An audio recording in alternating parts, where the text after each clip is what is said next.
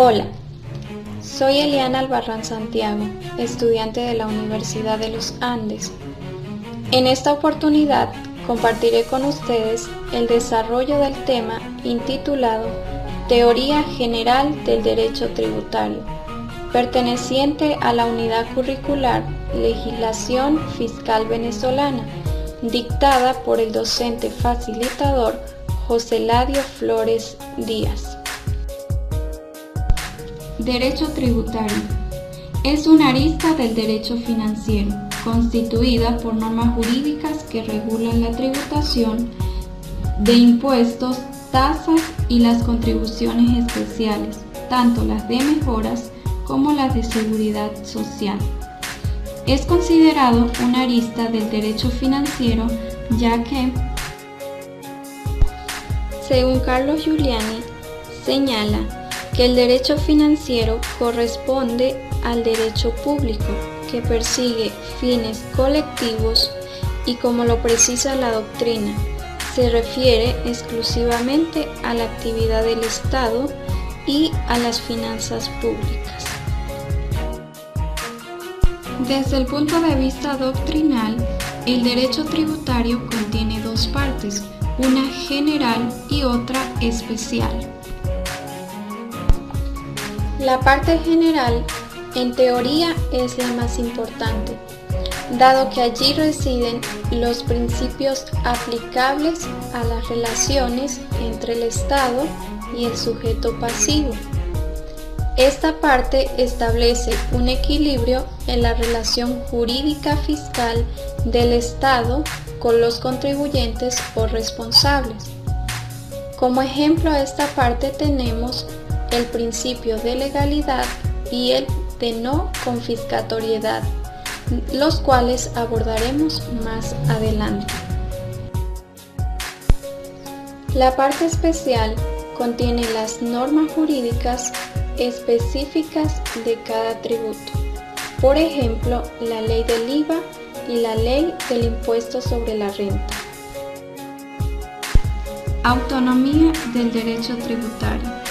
En nuestro país se adopta la teoría autonómica por la legislación fiscal, por cuanto ostenta normas jurídicas e instituciones que son independientes de cualquier otra rama del derecho, admitiendo supletoriamente principios y reglas de derecho penal, siempre que sean compatibles con la naturaleza de derecho tributario.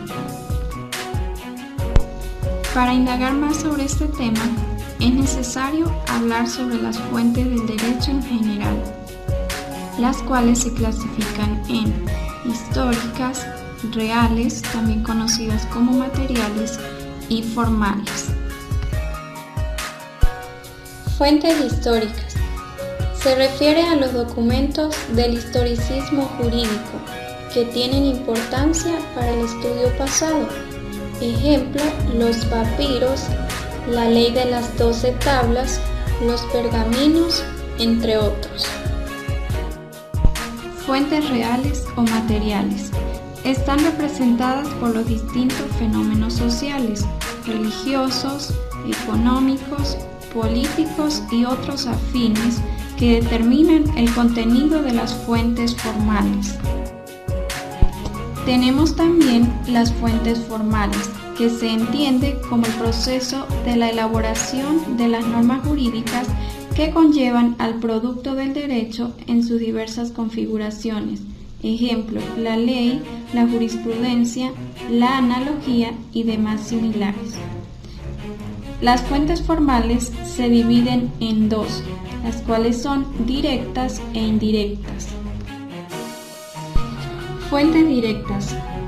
Comprenden en sí las normas jurídicas, es decir, las leyes. Fuentes indirectas. Son aquellas que, sin contener en sí mismas las normas jurídicas, ayudan a interpretarlas o producirlas. Por ese motivo, estas se fragmentan en supletorias e interpretativas. Dentro de las fuentes supletorias se halla la analogía y los principios generales del derecho, en tanto que sobre las fuentes interpretativas se encuentran la jurisprudencia y la doctrina. Cabe preguntarse ahora cuáles son las fuentes del derecho tributario.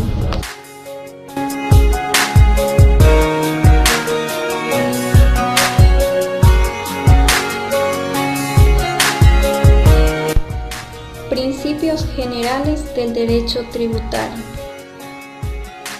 Principio de legalidad, conocido también como principio de reserva legal, se halla consagrado en el artículo 317 de la Constitución Nacional.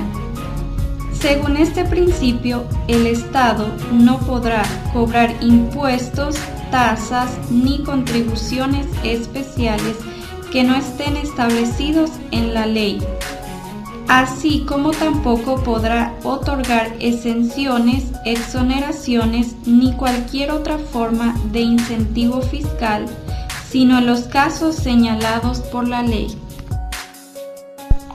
Principio de generalidad, sustentado en el artículo 133 de la Constitución Nacional, establece que toda persona tiene el poder de coadyuvar con el gasto público a través del pago de impuestos, tasas y contribuciones especiales, siempre y cuando estén constituidos en una ley.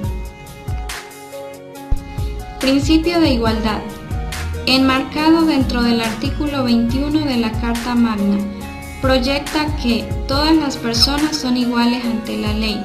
No obstante, en materia tributaria, significa que la ley debe respetar la igualdad en la carga tributaria. Principio de progresividad, también conocido como principio de proporcionalidad, se encuentra estatuido en el artículo 316 de la Constitución Nacional y a nivel doctrinal se describe como la fijación de los tributos en proporción a la capacidad contributiva del sujeto pasivo, es decir, que a mayor ingreso, mayor será la carga contributiva. Principio de justicia tributaria. Se halla en el artículo 316 de la Constitución Nacional, al igual que el anterior. Acá se entiende que un tributo es justo en la medida en que grave a todos con igual intensidad. Principio de no confiscatoriedad. Propugna que un tributo no puede absorber todo o parte de la propiedad o renta del sujeto pasivo, de conformidad con lo que dice el artículo 115 de la Constitución Nacional. Principio de prohibición de pago en servicios personales. Dicta que no podrá establecerse ningún tributo pagadero en servicios personales. Principio de no retroactividad o de irretroactividad. Artículo 24 de la Constitución Nacional.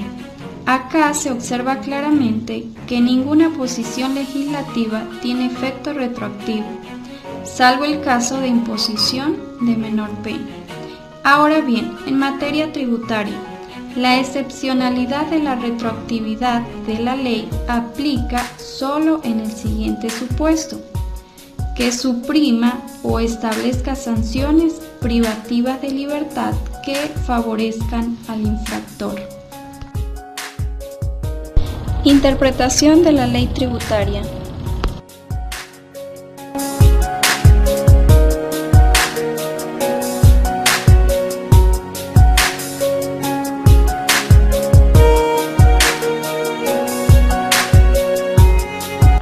Método gramatical, también conocido como método exegético, es el que menciona el artículo 4 del Código Civil, es decir, que según este método, a la norma jurídica debe atribuírsele el sentido que aparece evidente del significado propio de las palabras, atendiendo a la conexión entre ellas y a la intención de quien legisla.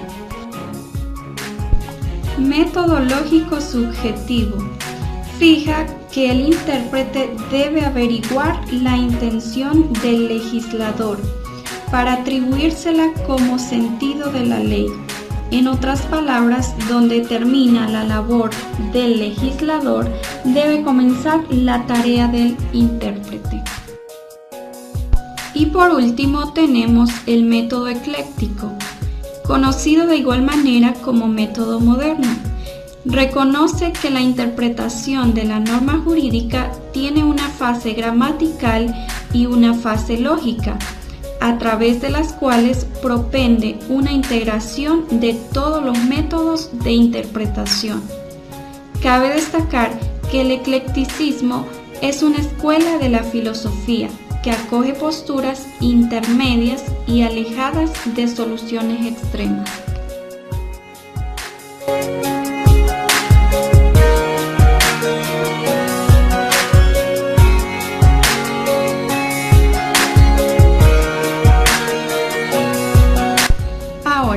Considerando oportuno y ya para terminar, quiero compartir con ustedes lo que menciona el libro de Romanos, específicamente el capítulo 13, desde el versículo 1 al 8, versión Reina Valera 1960. Dice: sométase toda persona a las autoridades superiores, porque no hay autoridad sino de parte de Dios, y las que hay por Dios han sido establecidas. De modo que quien se opone a la autoridad, a lo establecido por Dios resiste, y los que resisten acarrean condenación para sí mismos. Porque los magistrados no están para infundir temor al que hace el bien, sino al malo. ¿Quieres pues no temer la autoridad? Haz lo bueno y tendrás alabanza de ella, porque es servidor de Dios para tu bien.